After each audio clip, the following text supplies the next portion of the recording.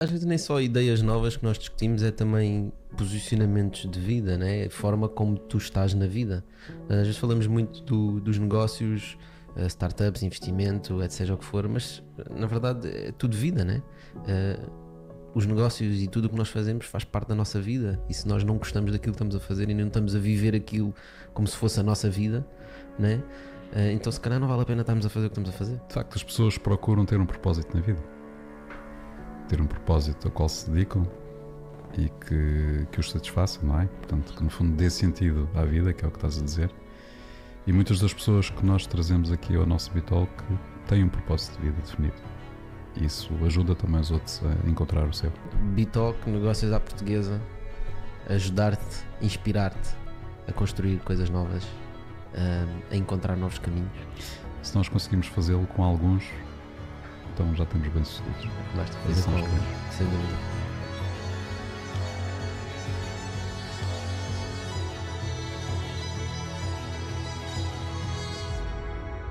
A experiência adquire-se, não é? Não se obtém por via teórica, não é? Portanto, e nós temos plena consciência que a experiência de cada um é o que vai valer.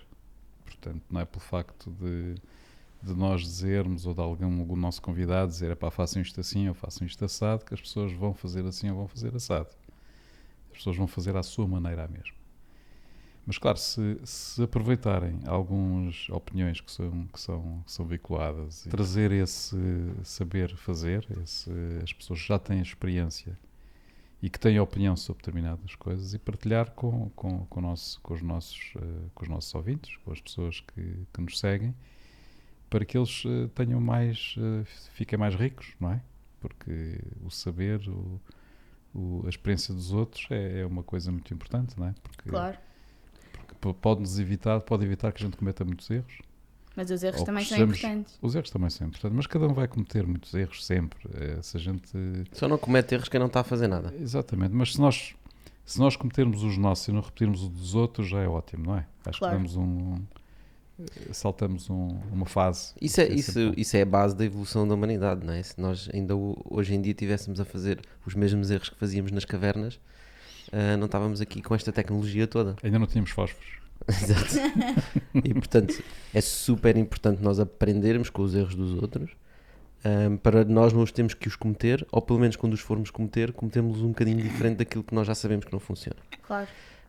Isso é um ponto. E outro ponto é a inspiração, que é super importante. Nós às vezes, especialmente quando estamos a começar, olhamos para determinadas pessoas que estão em alguns sítios, alguns cargos, e que atingiram já aquilo que algumas pessoas consideram o sucesso, ou seja o que for, e criamos uma imagem dessas pessoas que muitas vezes não é a imagem correta.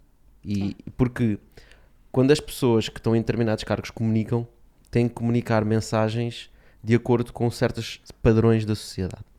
E o que nós procuramos fazer aqui no Bitalk é tentar falar com as pessoas e tentar ter uma conversa sobre os temas que os apaixonam, e sobre realmente os temas pelos quais eles já pensaram muito. E todos aqueles pensamentos que eles têm sobre esses temas são baseados em erros que eles já cometeram no passado. Sim, e são baseados em histórias. Ou seja, em histórias de coisas reais. E aqui estamos a falar mesmo numa conversa super normal, completamente... E tentar ir a outros temas que eles normalmente não falam. E se nós tivéssemos aqui o Cristiano Ronaldo, que haveremos de ter, nós não vamos falar de futebol. Sim, claro. Estás a ver? Porque o futebol é uma consequência do trabalho dele. Claro, o que nós queremos saber é o que é que está ali por trás. E o que é que isso pode inspirar pessoas. Porque se tu, para ouvir o Cristiano Ronaldo, podes-te inspirar mesmo não estando a jogar futebol. Essa é a ideia, não é? É tu poderes-te inspirar nas coisas que tu gostas em pessoas que tu vês a fazerem outras coisas. Claro. E agora, quando tu dizes histórias, a partir do momento que tens uma pessoa nesse sofá, não é? A testemunhar, a dar uma opinião, ele já está a partilhar a sua história. Não é? Porque no fundo está a partilhar aquilo que pensa, aquilo que respira, não é? Sim. E o nosso papel é o mais modesto possível, pá. No fundo é tentar ter uma conversa que também inspira a pessoa a partilhar as suas ideias e aquilo que sente sobre os vários temas, e sem dúvida nós também partilharmos os nossos, não é? Portanto, as nossas opiniões sobre o assunto. Eu acho que inspiram muita gente, mesmo que às vezes as pessoas não, ou seja, não saibam exatamente o que é que vos inspira a vocês. Ou seja, não vos conheça mesmo. Por exemplo, quantas startups é que vocês têm agora na All Easy Poi? Sabes, porque não é realmente, eu percebo a pergunta que estás a fazer, mas para nós não é isso, estás a ver? Nós não andamos a contar os feijões. Nós temos uma característica, eu acho, e que também acho que se reflete no podcast, que é we rely on people, ou seja, nós confiamos muito nas pessoas com quem trabalhamos e gostamos de trazer pessoas para a comunidade. Nós, mais do que dizer temos X startups, dizemos temos esta comunidade. Gostamos de trazer pessoas para a comunidade que são melhores que nós. Se tu te dás só com pessoas em que tu és o maior, tu não vais evoluir. E portanto a nossa verdade. lógica é sempre trazer pessoas que nós admiramos. Claro que temos que ter os valores alinhados, porque senão depois não conseguimos trabalhar, mas pá, todas elas são melhores nas áreas onde eles trabalham, são muito melhores que nós. E estamos sempre a aprender. E o que nós gostamos mesmo de fazer é fazer coisas, não é? E portanto é difícil quantificar quando nós Mas coisas que vos investimos. apaixonam realmente, ou seja, é isso que estás a dizer. Mas Vocês aquilo não que eu vão... mas aquilo que tu estás a dizer é muito importante, que é a nossa grande aposta. Sem dúvida que nós investimos nas startups ou apostamos nas startups, mas a nossa grande aposta é a comunidade. Porque independentemente de tu seres ou não bem sucedido neste ou naquele projeto, e nós não vamos ser bem sucedidos em muitos projetos, de certeza absoluta, como já não fomos no passado, mas quando tu estás a apostar naquela pessoa, independentemente do projeto ser bem ou mal sucedido, o que vai acontecer é que ele, fazendo parte da comunidade, vai trazer um acréscimo de valor a todos os outros membros da comunidade, ou seja, todos os outros promotores de startups ou pessoas que estão à frente de negócios em que nós estejamos envolvidos. E isso não é mensurável. Ou seja, esse valor que fica, que é transmitido, não é mensurável. É gigantesco. É impossível de quantificar Portanto, e prever. E nós ainda há poucos dias estamos a falar com um empreendedor Uhum. e provavelmente vamos investir nesse projeto, e a nossa principal motivação é trazê-lo para a comunidade. Porque ele tem mais coisas também a ensinar. Porque ele vai contribuir em muito, ou seja, ele tem skills, tem opiniões, tem ideias sobre determinado tipo de assuntos que interessam às outras empresas também, que interessam a toda a comunidade. E para nós tem valor trazer isso, não é?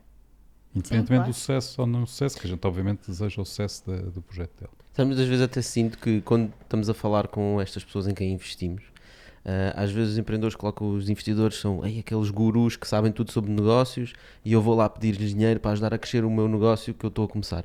Pá, eu ouço empreendedores que nós investimos e eu estou ali a ouvir realmente admirado e a absorver todo aquele conhecimento, porque eles sabem mesmo mais. Estás a ver? É impossível eu esperar que eu é que lhes vou ensinar tudo.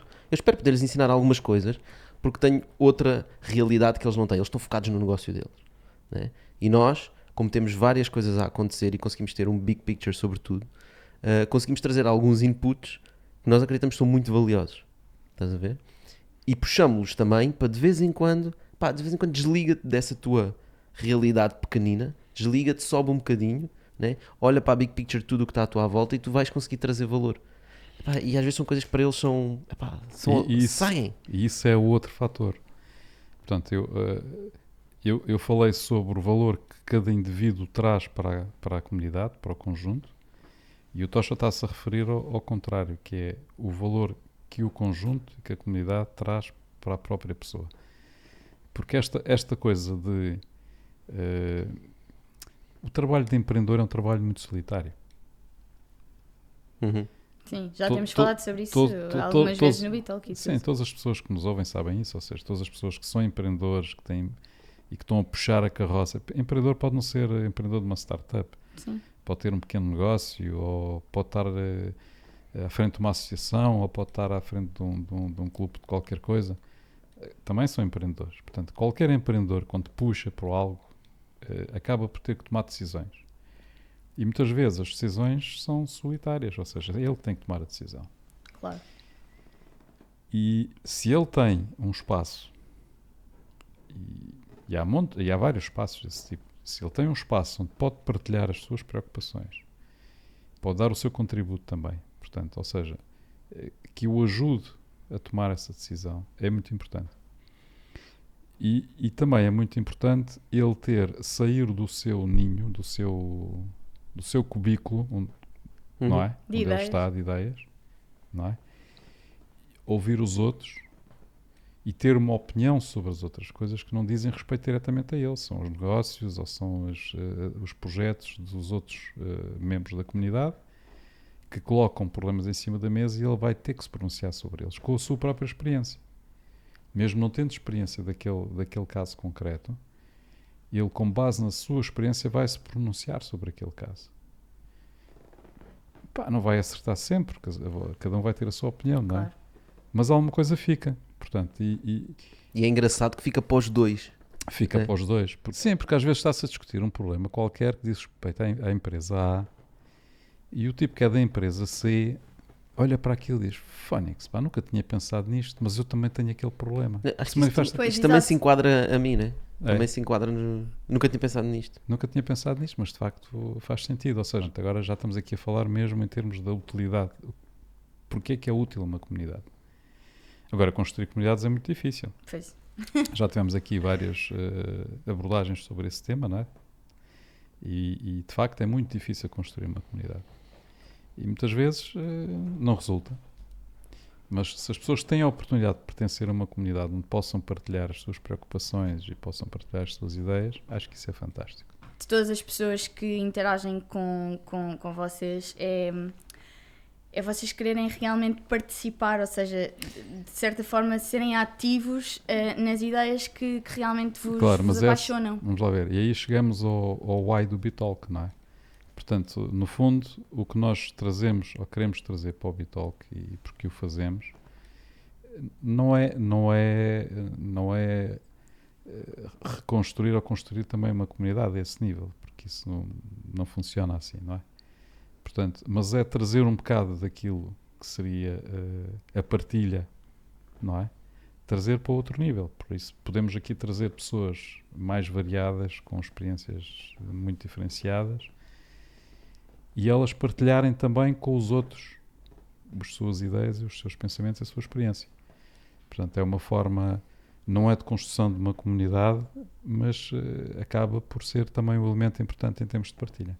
Sim, e até usando a mesma lógica que é, imagina, nós trazemos aqui uma pessoa que trabalha na área de cosmética e alguém está-nos a ouvir e trabalha numa área de real estate. Nós acreditamos mesmo que tu consegues tirar valor ao ouvir essa pessoa de cosmética. Completamente. Estás a ver? Ah, E sim, às vezes tu tendes a só ouvir as pessoas que estão na tua área. Se tu só estás a ouvir aquilo que se está a fazer, tu não estás a fazer nada de diferente, porque tu estás a inspirar em tudo o que está a ser feito, né?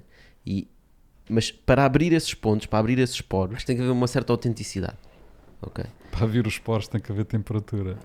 Certo, e essa temperatura cria-se com a autenticidade. Sim. E a verdade é que se tu nos perguntasses há 5 anos atrás, vocês querem criar uma comunidade? Nós nunca pensámos sobre isso. Ok. Percebes? Porque as comunidades não se criam. As comunidades, elas aparecem, elas geram-se. Estás a ver? E foi à medida que as coisas foram andando é que nós começámos a sentir, espera lá, nós estamos a criar uma comunidade. Sim, não foi um objetivo logo, foi uma coisa que vocês realmente Isso é começaram super a ver. interessante. Eu quando penso sobre isso, eu nunca pensei em vamos criar uma comunidade. Pá, as Sim. coisas foram acontecendo, nós somos interessante. muito Essa é uma honestos, coisa que muito as pessoas sinceros. não sabiam sobre vocês. Pois, provavelmente. Nem eu. Nós somos muito honestos e sinceros com as pessoas e acho que as pessoas também conseguem sentir isso. Quando nós temos um problema, nós dizemos. Quando nós não concordamos, dizemos. Quando concordamos e admiramos, dizemos também. E esperamos que as outras pessoas façam o mesmo. Estás a ver? E isso cria uma certa cumplicidade entre as pessoas. Claro. E as pessoas conseguem-se aperceber e conseguem começar a abrir certos problemas. E nós, quando nos colocamos... portanto, nós temos investimentos tanto em negócios como em startups. E nas startups é um bocadinho diferente, porque tu olhas sempre para os investidores como são, e está ali o board de investidores e agora tem que ir lá prestar contas. Nós nunca nos posicionamos nesse sentido, nós queremos sempre posicionar-nos ao lado dos founders e dos empreendedores. E depois, se é preciso prestar contas a um VC grande que está lá, que tem determinados processos, que precisa de ouvir determinados números, pá, nós provavelmente primeiro falamos com os empreendedores e depois é que vamos apresentar aos investidores, estás a ver? Nós quase não deveríamos... No jargão das startups nós devíamos ser common stock, né? Nós nem precisamos ter preferred stock, porque nós estamos lá ao lado. Porque é o que nós gostamos de fazer. E porquê é que a gente faz isso? Porque nós gostamos, nós divertimos. Meu.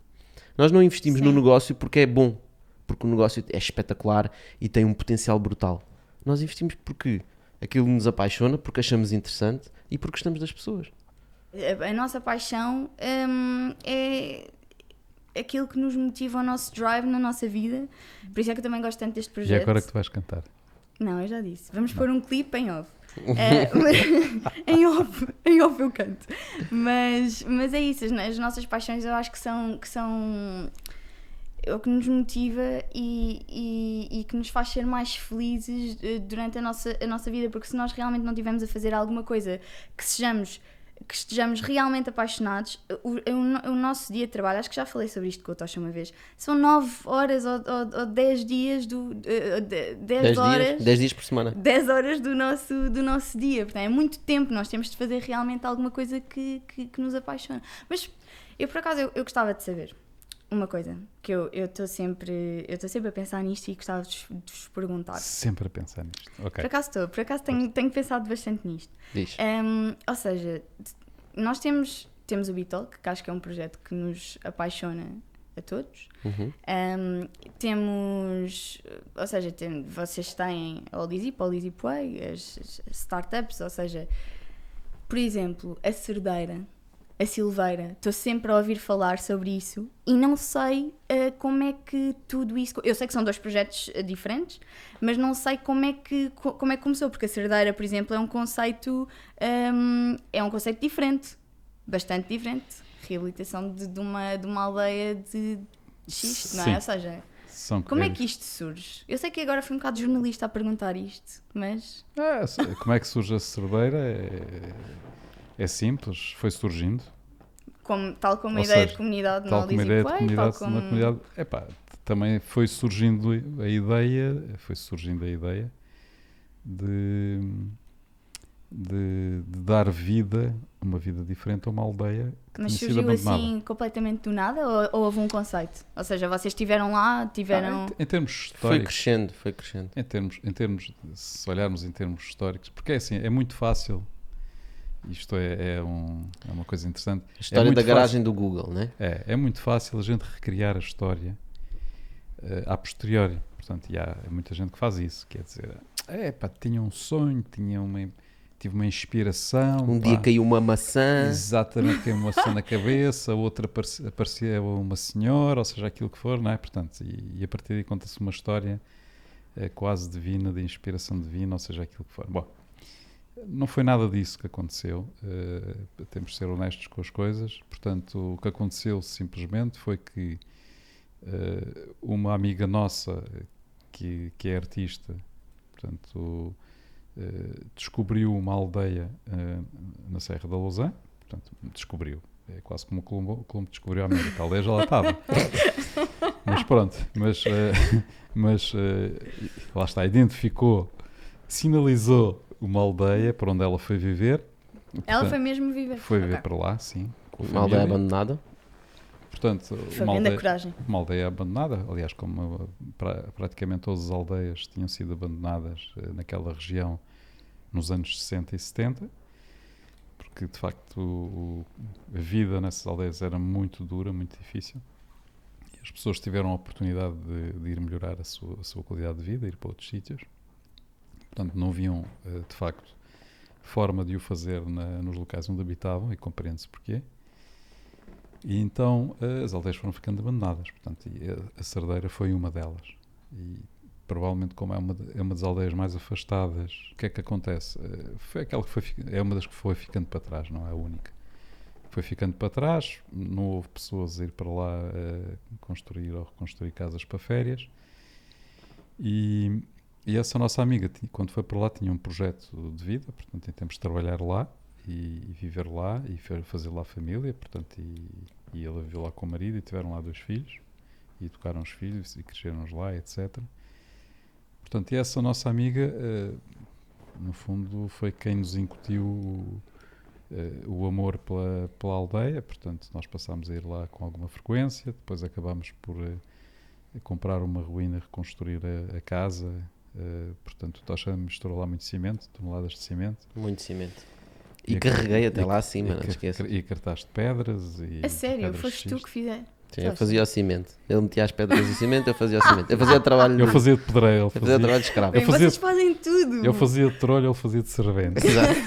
Isto quando não se tem os recursos é de ir lá e fazer com as mas nossas próprias mãos. o irmão dele e a irmã dele também trabalharam É isso a mesmo. sério. E, a mãe E o meu avô também? Os teus avós. Meus avós. E os os dois. avós. Os dois, exatamente.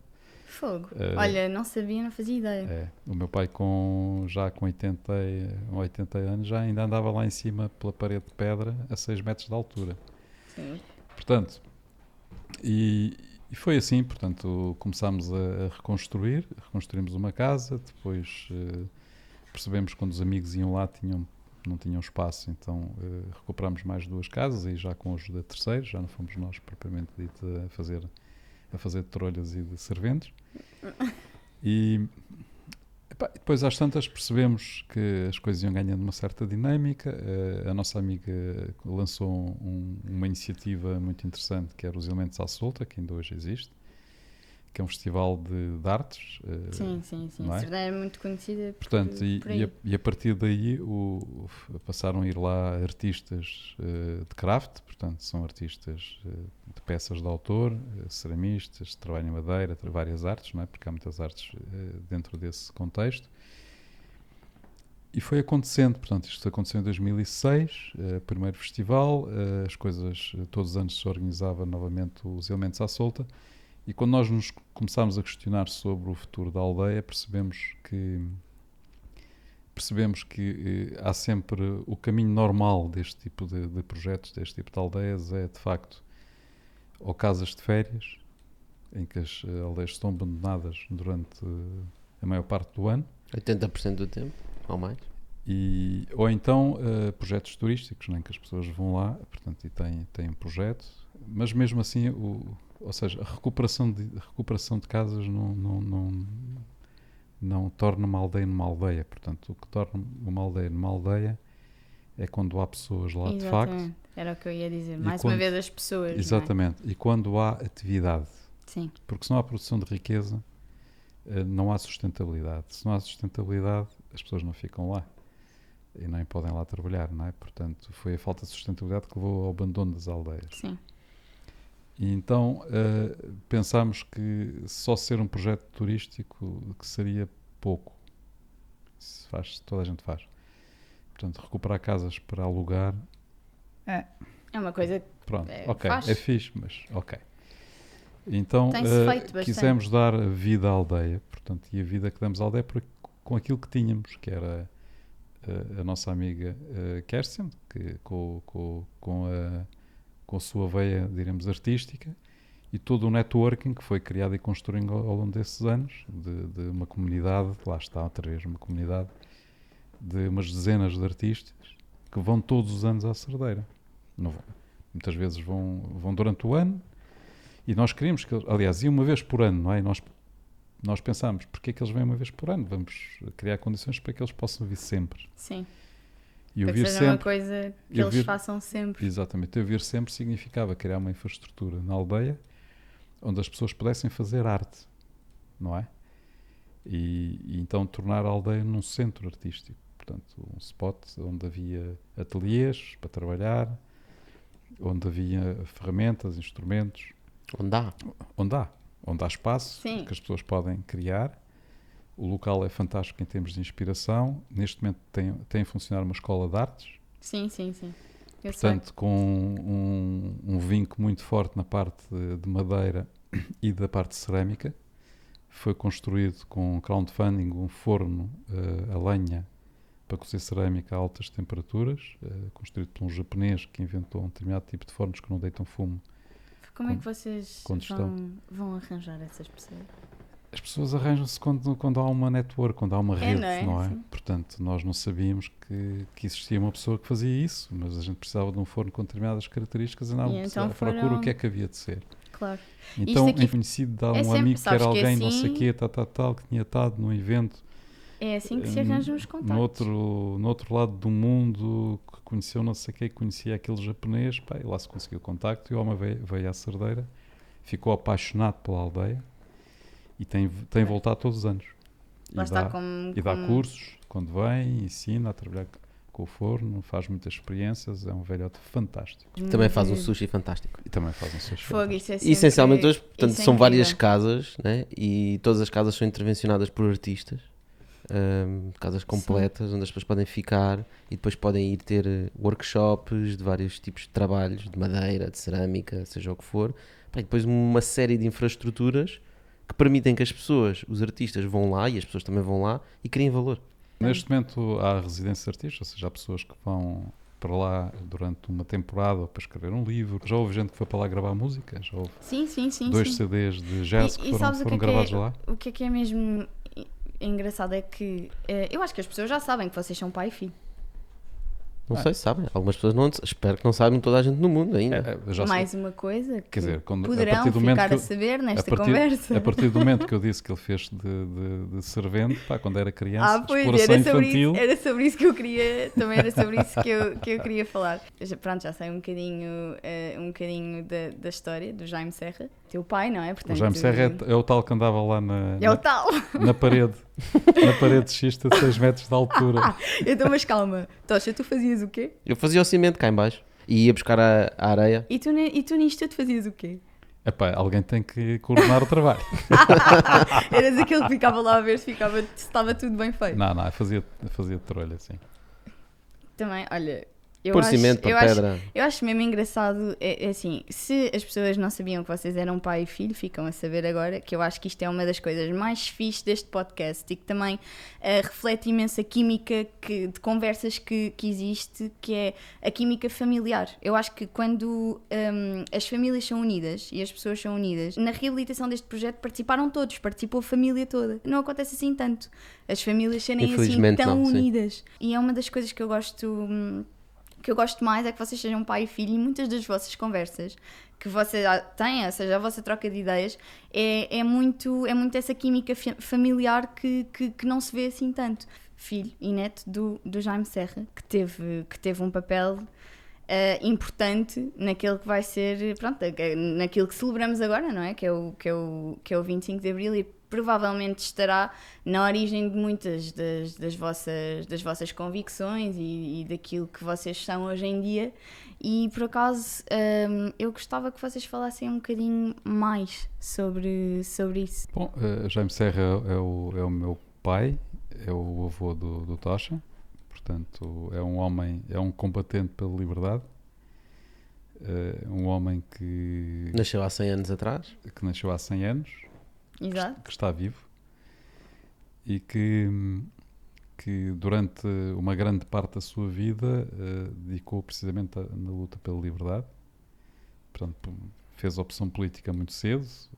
Ele era e é comunista, portanto, e no fundo dedicou toda a sua vida a lutar precisamente pelo bem comum, não é? Portanto, cada um entende, obviamente, tem experiências diferentes de vida e opções diferentes em termos políticos, mas naquele tempo, efetivamente, ser contra o regime e ser contra o regime salazarista era essencialmente ser comunista, não obrigatoriamente, porque também havia outras frentes, mas era, diremos assim, o grupo de oposição mais combativo e mais organizado, não é? Portanto, conseguiu resistir durante muito tempo. O Jaime Serra viveu sempre em Portugal. Ele passou 38 anos na clandestinidade. Ou seja, 38 anos na clandestinidade. 38 anos na clandestinidade. É preciso coragem. Portanto, escondido da PIDE. Ou seja, com clandestinidade, o que é que quer dizer na clandestinidade? Sim, Clandestinidade é aquilo que a significa Tocha acabou de que a dizer. pessoa tem uma identidade diferente daquela que realmente tem e tem que cumprir um conjunto de tarefas que têm a ver em termos de organização da oposição e organização da resistência contra o regime e numa luta permanente do gato e do rato com a PIDE, não é? Portanto, Claro. no fundo é isso que estamos a falar. Às vezes as coisas correm bem, às vezes as coisas correm mal. Houve coisas que correram mal e ele foi preso 4 vezes. A primeira vez ele foi libertado porque convenceu a PIDE que Tinha encontrado um avante no chão. tinha encontrado um Avante, que era um jornal do Partido Comunista, portanto, que tinha encontrado no chão e que ainda nem o tinha lido. Que não era verdade, porque ele andava a distribuir avantes. Exatamente. Só tinha o último para distribuir e foi apanhado numa rusga, Teve sorte. numa taberna. Portanto, e as outras 3 vezes já foi preso com uma atividade política muito intensa, portanto foi barbaramente torturado pela PIDE e conheceu todas as prisões, portanto, e fugiu de todas, aliás, portanto Fugiu de todas as ele prisões. teve 3 fugas bem-sucedidas, teve algumas Não bem sucedido. não bem-sucedidas, por acaso, talvez a não bem-sucedida é uma das mais bonitas fugas que ele organizou, mas fugiu sempre da prisão, nunca foi libertado depois Depois de preso. E ao depois de fugir da preso. prisão, ou seja, o que é que te acontece quando tu. Já viste o quando tu Prison foges? Break? Epá, por acaso. Pronto. O meu avô adorava Prison Break. Eu lembro-me de há uns anos. Escuta, Eu lembro-me de há uns anos gravar-lhe O uns teu avô CDs. fez o Prison Break. Não, eu lembro-me de há uns anos gravar-lhe uns CDs que é para ele ver os episódios. Depois ele dizia assim: Gravaste CDs. estes isto é meninos- Hollywood. Exatamente. Isto não era nada assim. Estes gajos eram muito incompetentes. Exato, Fogo. exato. Sim, pá. Bom, mas- era considerado o rei das fugas, de facto. Os PIDs, pá. Mas o que é gostava. que te acontece Acho que tem quando o tu título, foges? tem o título de o português que mais fugiu na clandestinidade. Sim. O que é que te acontece? Nada. É que tu voltas para a clandestinidade, porque repara, antes de ser preso, ele já estava escondido. Né? Portanto, ele não queria ser apanhado, portanto, Ok. usava identidades falsas, mudavam muitas vezes de residência, tinha muito cuidado nas estradas onde andava, da forma como se expunha. Pá, e depois de fugir da prisão é exatamente isso que tens que fazer, né? É esconder-te. E portanto, na verdade, ele, 30. sei lá, dias depois, se calhar, voltava à Fugia. luta. Fugia para voltar à luta. Fogo. Felizmente, Não numa estava. das. A última fuga que ele teve também me fez a mim, não é? Portanto. Exato. Entre prisões. Houve Entre prisões. coisas positivas. Coisas Exatamente. positivas. Não, mas por acaso. E no meio disto teve 4 filhos. No meio disto teve 4 filhos. Ok. Certo. Um dos problemas de ter filhos na clandestinidade era exatamente esse, é que Já tu estás tinhas a que ler. manter aparências e portanto ele teve que tomar uma decisão e na altura a decisão dele foi que a luta política era uma prioridade e teve que abdicar de tempo de qualidade com os seus filhos. Sim. Portanto, alguns filhos Essa foram foi para assim. tios, para irmãs neste caso. Ok. Outros, como é o caso, como Pois é o era teu isso, caso, que eu ia, era isso que eu ia tiveram perguntar. que fugir clandestinamente Por outras paisagens. para outras paisagens, exatamente. Para outros países, nomeadamente a União Soviética. Certo. Eu nasci na clandestinidade em 1961, Imagina, depois de, o da style quer dizer isso. depois daquela fuga. Eu nasci na clandestinidade. Mas repara, o meu pai fugiu em 1960 de Peniche, foi a última fuga que teve, foi a última fuga que teve que ter, porque nunca mais o conseguiram prender. Já agora é aquela fuga famosa de Peniche, onde fugiram os Fugiram 10 camaradas. pessoas, Álvaro Cunhal, inclusive etc. Cunhal. Exatamente. Portanto, é uma fuga muito conhecida. Pronto, e eu nasci em 61. Está-se a perceber que Foi com a pica da fuga. Ele Foi- chegou da prisão foi e disse: aquela- bem, chega agora, Laura. É que saiu um empreendedor destes. O que é que significa nascer na clandestinidade? Ou viver na clandestinidade? Pá, significa que nós não damos por isso, não é? Portanto, somos pequeninos, não pensamos sobre Sim. o assunto, como é evidente. Agora, apercebemos de coisas que vão acontecendo, não é? Portanto, e sem nos consciencializarmos que não temos termo de comparação, não é? Certo. Compreendo. Não sabes o que era viver não na clandestinidade. Exato. Claro, Exatamente. sim. Claro, havia várias consequências. Eu conheci várias casas, não é?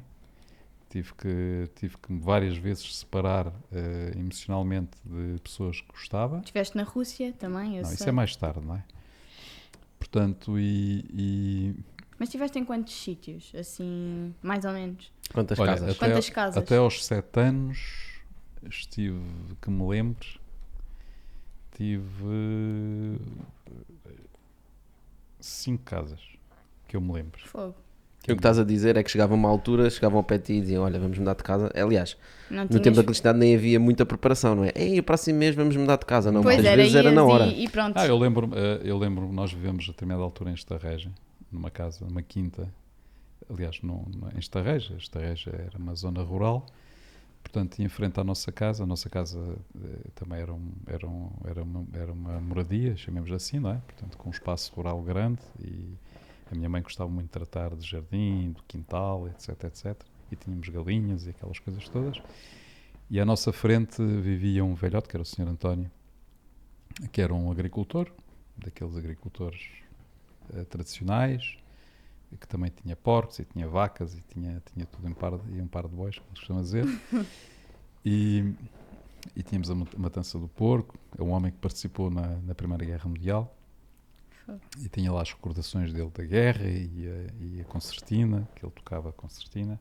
E era um homem que eu adorava, portanto, e gostava muito dele, e passava a maior parte do dia lá no meio dos campos e dos porcos, com outros miúdos da aldeia, não é? Pronto. Estavam lá todos. E houve um dia que o meu pai foi apanhado em excesso de velocidade lá perto da Estarreja pela polícia, prenderam-lhe a carta, falsa.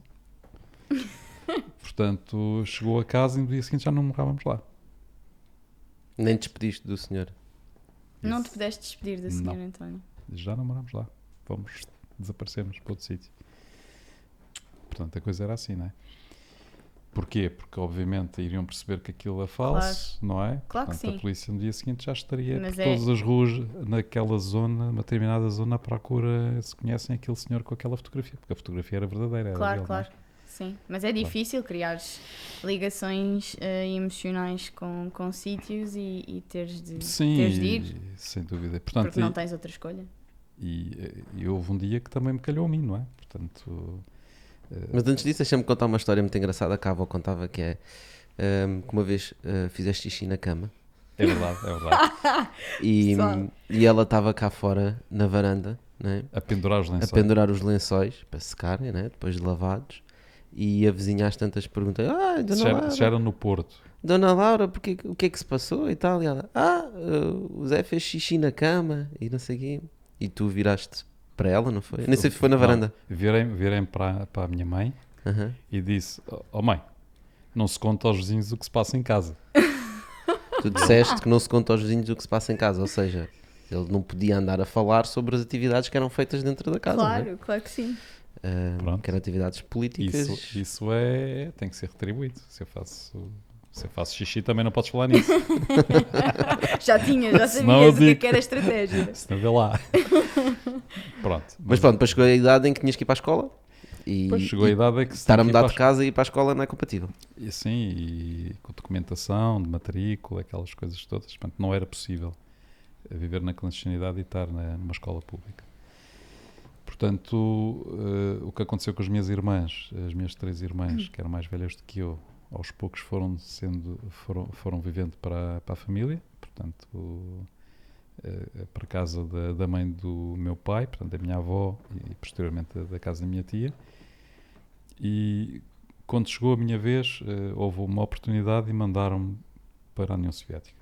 Portanto, porque havia ainda há uma escola internacional, numa cidadezinha pequena no meio da Rússia, que era uma escola internato, Sim. onde estavam crianças de vários países, de muitos países de todo o mundo.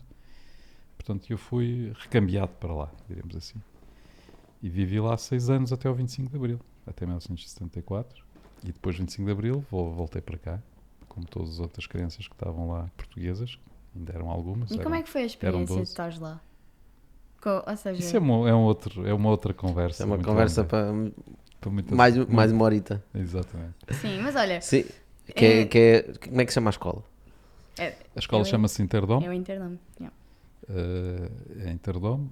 Aliás, eu fiz um documentário sobre o Interdome. Sim. Era uma escola muito especial, porque não era uma escola russa. Era uma escola onde a pedagogia, portanto, os professores e educadores eram russos, a maior parte, nem todos. Mas era uma escola internacional em que havia crianças de todo o mundo, mas de todo o mundo mesmo.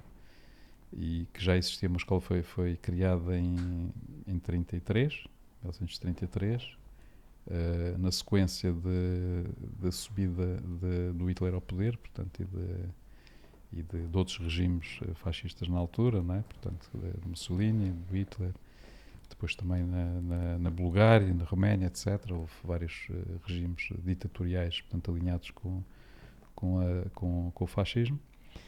E mais tarde, em 36, também vêm as crianças republicanas que ficaram órfãs ou perseguidas por causa da Guerra Civil de Espanha. Depois vieram crianças da guerra que havia na China, não é? Portanto, inclusive os filhos, inclusive os filhos de Mao Tse-tung, 2 filhos de Mao Tse-tung. E assim foi sempre. Aquela escola sempre viveu alimentada de perseguidos políticos, Filhos de Grécia, Irão, América Latina, países africanos de expressão portuguesa, Guiné, Cabo Verde, Angola. O que fez, no fundo, tu crescesses desde os 7 anos até aos 13, quase 14, né? Sim.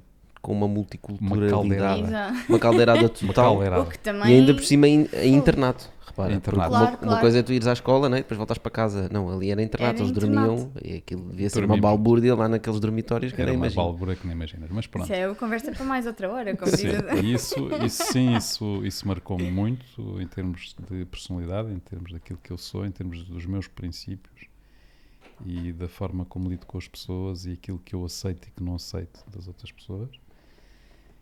E pronto, foi uma grande escola. Porquê que foi feito o filme do Interdome? O filme do Interdome, em que tu participaste. Eu estou a fazer esta pergunta, mas eu Exatamente, também sabes fui lá. perfeitamente. Tu foste Foi lá. ator deste filme? Sim. Sim, foi um figurante, vá. Não, participou no filme, convidei a Tocha a participar no filme. Esse filme foi feito numa altura já muito complicada da Rússia, já do tempo da Rússia. A Rússia é um país muito especial, que é um país com muitos recursos e em que os recursos, nos últimos 30 anos, há uma guerra... Já vai para 30. Já vai para 30 anos, em que há uma guerra brutal entre muita gente para se apropriarem dos recursos que eram de todos, naquela altura. Dos recursos da União Soviética. Exatamente. De onde Portanto, nascem os famosos bilionários russos. por isso é que há tantos bilionários russos, não é? Porque de facto é dinheiro fácil, porque estava ali tudo, à mão de semear, como se costuma dizer. E as pessoas, a maior parte da população vive como vive, em muitas grandes dificuldades. Mas o que aconteceu com a escola foi exatamente dentro disso, um grupo que estavam no poder naquela cidade, que é uma cidade pequena da Rússia, que se chama Ivano, era uma cidade têxtil. Aliás, a escola foi construída pelo dinheiro recolhido pelos operários têxteis dessa cidade, por isso é que foi construída lá. Portanto, Ok. não foi construído com o dinheiro do Estado, nem do Partido Comunista, nem nada dessas coisas. Foi construído com o dinheiro recolhido pelos operários, que também iam aos fins de semana para lá construir, a fazerem de trolhas e de serventes. Isto sempre teve. Isso é muito teve interessante. presente. E foi uma escola que depois esteve sempre sobre a alçada da Cruz Vermelha, da Cruz Vermelha Internacional, Ok. e que é quem mandava na escola, de facto, em termos de direção, de operacionais. Nomeava o diretor, essas coisas todas. Então o que acontece é que o governador dessa cidade, em conluio com outras pessoas no poder, algumas delas ainda estão hoje no poder, decidiram apropriar-se da escola. Como? Assinaram um protocolo com o Ministério da Defesa, passando todos os bens, passando da escola, portanto, todo o imobiliário, porque a escola tinha, no fundo, um imobiliário interessante. É uma escola bastante grande, não é? Passar todo o imobiliário para as mãos do Ministério da Defesa para construir lá, para fazer lá uma escola militar de crianças, não é? Portanto, pupilos, vá. Com algumas cláusulas muito especiais que dava para perceber que se eles não conseguissem recolher dinheiro para manter aquela escola militar, que ela depois iria ser desmantelada. Portanto, era uma forma, como era muito audaz, mesmo para eles, tinham todo o poder de fechar a escola e vender o imobiliário a privados. O que eles quiseram fazer foi uma fase intermédia em que se fazia de conta que ia passar a uma escola militar, depois nunca haveria escola militar nenhuma e acabavam por ficar à mesma com o imobiliário. Era um esquema. É um esquema. Pois, já estou a ver isso. Então, os alunos, os ex-alunos da escola, portanto, desse internato, de todo o mundo, juntaram-se para combater isso. Então, E é nessa houve altura- um movimento de solidariedade em todo o mundo contra esse projeto. Foi nessa altura que nós decidimos também fazer um filme Fazer um filme. sobre a Exato, escola. exatamente. E, E inclusive, além- no filme tenho uma entrevista com o governador, Sim, sim, sim. o tal filho da puta, vamos chamar pelos nomes, não é? Que, no fundo, queria fazer e que não conseguiu. Больше 4000 ребят слушали, да? Которые говорят по-русски, как я, которые любят Россию, которые любят город Ливан, потому что это тоже наша родина, да? И в котором есть дом, который это наш дом. Никто не имеет права его закрывать. Мы же этого не допустим, вы же знаете. Дай Бог, если вам это удастся. Вас не смущает, что вы будете могильщиком Интердома? Меня ничего не смущает. Я не могильщик Интердом. Я решение по Интердому принять не могу никакого. Вы подписывали договор? Я еще раз говорю, я выполняю постановление правительства. Договор вы подписали с Ивановым? Я выполняю постановление правительства.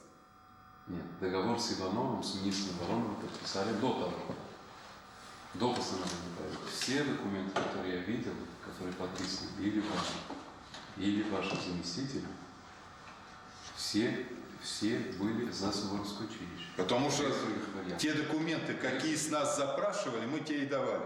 Значит, если мы не можем найти финансовые средства для того, чтобы поддержать Интердом, то мы просто его закрываем. Так получается? 20 человек, 10-20 человек, людей, которые имеют международный статус, всегда можно доучить. Там 400 детей, остальные дети куда? 400 детей, они перейдут в другие обычные школы. Они же в обычных школах учились. Они никакого отношения к международному статусу не имеют. Вы думаете, это нормально? Выселить детей, чтобы поселить там других юношей? Что такое выселить? Выселяют на улицу. Нет, когда из дома... Если ты учился в одной школе, потом ты перешел в другие условия, потом снова в свою первую школу вернулся, что здесь ненормально? И сидите прожили здесь 5, 6, 7, 8, 10 лет. Это их дом. Если их отпустят в другое место... Так им и предоставлена возможность доучиться там. Foi como se estivesse numa espécie de jogo de matrioscas, de falsas razões encaixadas umas nas outras. E não conseguiu, curiosamente, porque os putos da escola também se envolveram no processo e a determinada altura, quando a situação já era desesperada, eles declararam greve da fome. E aí já se meteu o governo central da Rússia, foi ver o que é que se passava, o que é que era aquilo e tal. Crianças a fazer greve de fome, né? Pois, sim. E foi um escândalo na comunicação social e tal, e o processo parou todo e a escola manteve-se, existe hoje. Exato. Continua a existir. Vocês fizeram um filme e nós... Provavelmente agora eu ouvi uns coisas que estão aí para lá, crianças da Síria. Ok. Pois, lá está. Exato. A manter a linha da escola, né? Exato. Não, mas estavas a dizer que vocês fizeram um filme e nós queremos mostrar Vou um mostrar. filme que fizemos.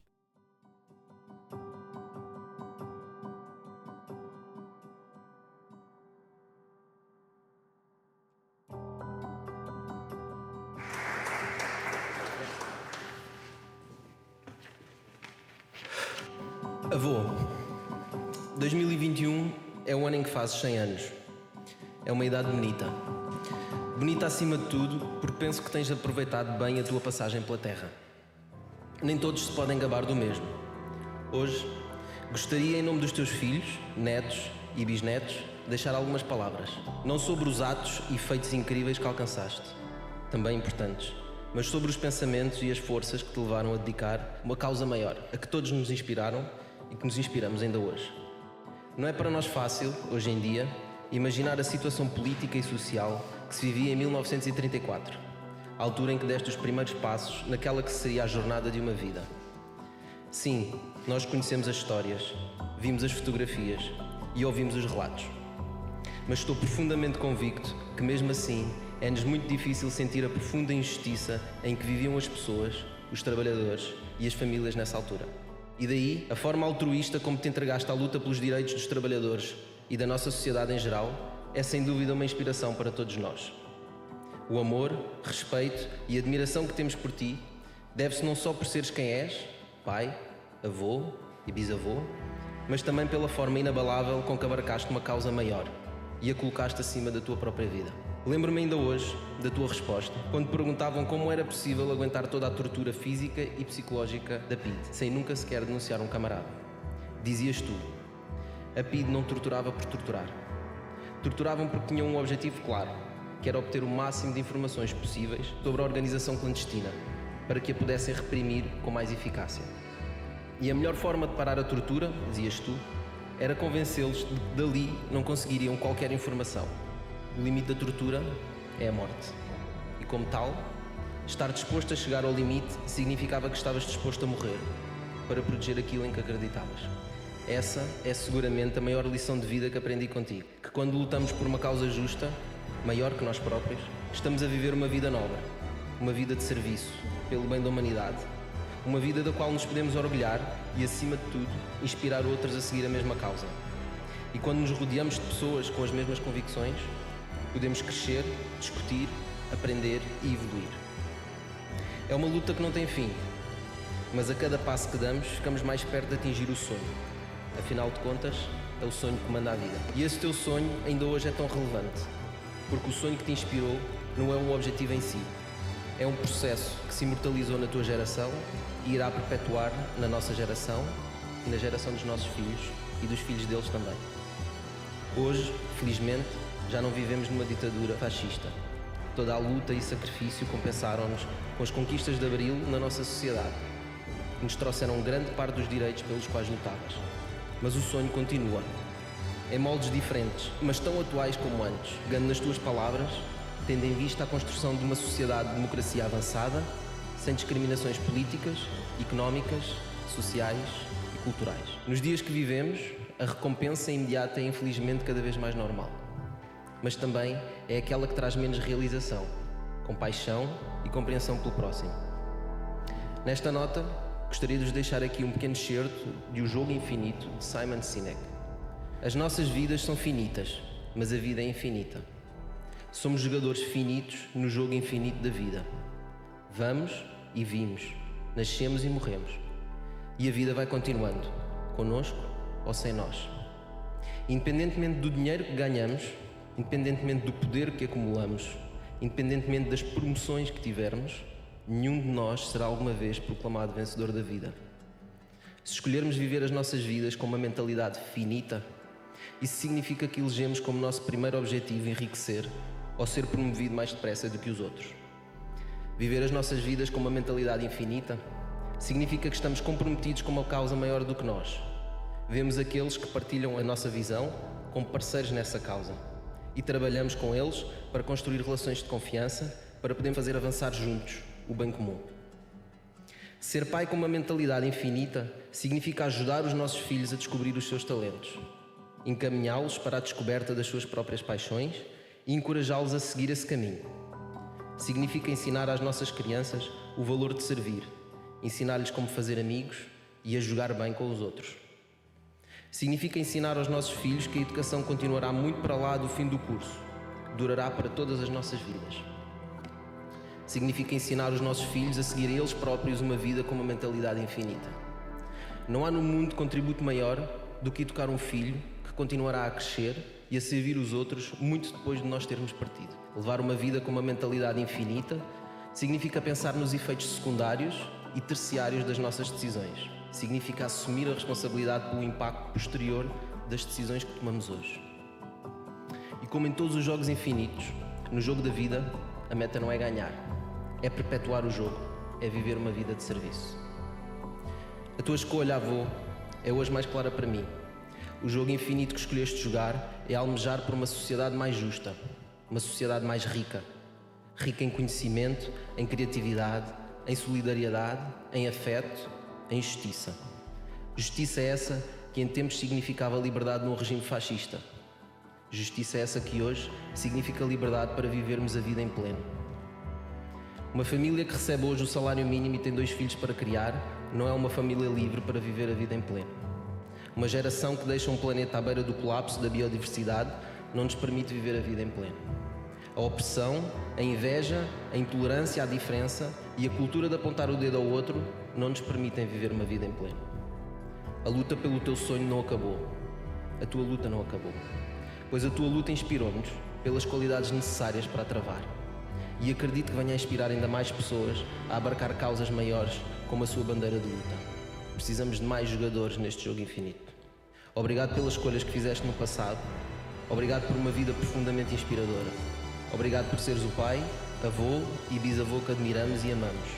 Em nome de toda a nossa família, obrigado por nos mostrares até onde podemos jogar este jogo. O jogo de uma vida com propósito. Parabéns, avô.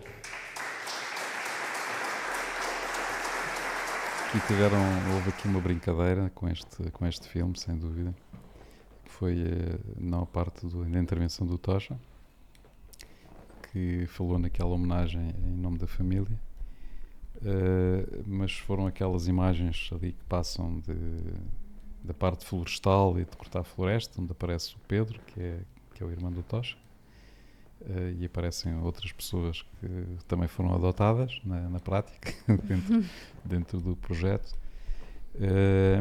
e de facto vai ser o nosso grande desafio nos próximos anos. Nós queremos reconstruir outra aldeia, torná-la ser um ponto de atração, diríamos assim, para toda a malta que esteja em termos de inovação, pensa em inovação, em empreendedorismo, em tecnologia. Portanto, queremos criar uma comunidade forte nessa aldeia, uma comunidade flutuante, ou seja, não uma comunidade permanente, e que tenha aí uma experiência de facto de transformação pessoal em contacto com todo aquele ambiente que está ali retratado naquele filme, que é um ambiente de natureza de alguma forma maltratada, como toda aquela que nós temos, infelizmente, nas nossas serras, portanto com muitas espécies invasoras, com destruição feita pelos incêndios ao longo dos anos, etc. Mas, portanto, queremos ter um espaço sustentável, onde é possível regenerar a natureza. Hoje já não chega a ser sustentável, tem que ser regenerativo, onde vamos ter, no fundo, todo um conjunto de iniciativas de sustentabilidade em termos de aproveitamento da água, em termos de tratamento dos esgotos, em termos, no fundo, todo um conjunto de coisas que temos estado a pensar e que queremos partilhar isso também com as pessoas, ou seja perceberem-se, não queremos ensinar nada a ninguém, mas a perceberem-se que é possível ter uma alternativa de vida, em que se pode trabalhar em projetos altamente inovadores e usufruir ao mesmo tempo da natureza, de uma qualidade de vida que as pessoas não têm no meio urbano. Eu penso que isso é um grande desafio que nós temos da nossa família, portanto, e toda a gente está envolvida nisto. Por isso aparece o Pedro lá e aparece também, a determinada altura aparece a Catarina. Estamos todos nisto, é um projeto que nós assumimos, é um projeto de longo prazo, em que vamos de facto agregar pessoas que queiram contribuir para o projeto e que se queiram juntar ao projeto, que é um projeto gigantesco e que exige muito esforço, e o único apelo que faço é que nós de facto queremos envolver todo o ecossistema de inovação nesse projeto. Estamos a falar de criar um polo de inovação e tecnologia na Serra da Lousã, portanto, que não é em Lisboa nem no Porto. Exato. É no interior. Temos a experiência de reconstrução da aldeia, não é? Portanto, sabemos bem o que é que estamos a fazer. Temos a experiência de construção de polos, neste caso houve um polo criativo que foi da Sardeira, não é? Porque hoje é considerado um spot internacional, vem pessoas de todo o mundo passar ou fazer o seu projeto na Sardeira, portanto, naquele contexto. E acho que temos o know-how, o conhecimento e a vontade, a atitude necessária para fazer também um polo de inovação e tecnologia na Serra da Lousã. É muito importante para nós, é muito importante para o país, mas sobretudo é muito importante como um sinal. Provar que é possível fazê-lo. Provar que o interior não está condenado ao abandono, que tem uma oportunidade extraordinária, que está ligada à sua autenticidade, à natureza que nós temos, ao clima, às pessoas. Portanto, ou seja, é possível ter uma qualidade de vida excelente no interior, melhor que num centro urbano, e é possível fazer aquilo que as pessoas gostam de fazer. Portanto, se a pessoa está apaixonada por um projeto ou apaixonado em termos de tecnologia, ou seja o que for, hoje em dia é indiferente de onde é que a pessoa vive. Pode viver em qualquer sítio. E é um projeto que é, como diz o discurso do Tocha, é ter um propósito. O interior do nosso país é uma coisa lindíssima que nós temos e que muitas vezes é mal aproveitada. Eu também. Sim, as pessoas também pensam acho que é um sítio bom para passar férias. Exato. Mas E não pode é. ser um sítio É um sítio bom para viver. para viver. Sim, E não estragar. é um sítio bom para viver, especialmente nos dias de hoje, porque houve uma mudança da nossa sociedade e daquilo que a tecnologia nos possibilita de fazer. E nós hoje em dia, obviamente agora toda a gente sabe, nós temos de trabalhar remotamente. Então, se a partir do momento que nós podemos trabalhar remotamente, porquê é que nós vamos viver num centro urbano? A razão dos centros urbanos existirem sempre foi para agregar pessoas, para trazer pessoas de perto, para ter talento ali num espaço mais pequeno e haver interseção de ideias e criação de coisas novas. O que nós acreditamos é que cada vez mais isso vai passar para o remoto. O que estamos a fazer na Silveira é criar um espaço onde não é para as pessoas irem para lá viver.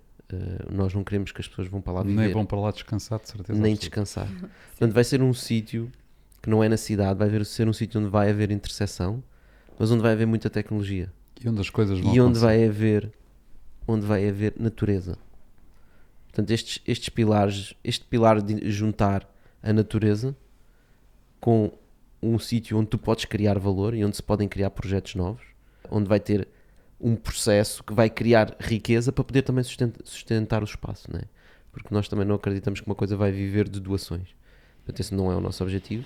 E nós queremos criar ali um ecossistema que também se consiga segurar ele próprio.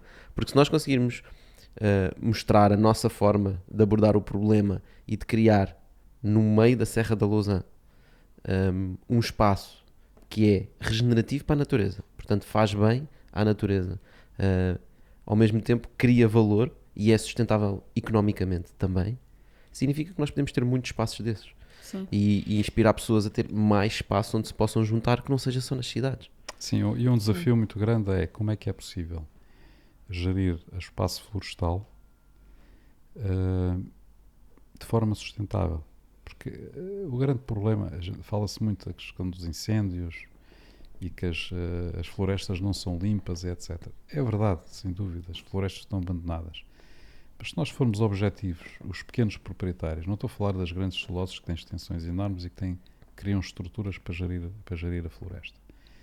Os pequenos proprietários não conseguem tomar conta dos terrenos, porque isso tem um custo muito elevado. E não tem retorno. E o retorno que eles têm é dali a 30 ou 40 anos, quando vão cortar os pinheiros ou os eucaliptos. Se for, plantam eucaliptos que depois não são 30 ou 40 anos, já são 20 anos, não é? Portanto, ou seja, conseguem cortá-los mais cedo. Portanto, e pensar que é possível gerir a floresta só com madeira, retirando lá a madeira e limpar todos os anos os terrenos, também não é realista. Portanto, ou seja, nós estamos a exigir aos pequenos proprietários uma coisa que eles não conseguem fazer. E fazer isso de forma subsidiada também não é solução. Portanto, o nosso desafio vai ser como é que nós vamos conseguir gerir aquela floresta, ou seja, gerir, limpá-la, mantê-la como deve ser, regenerar.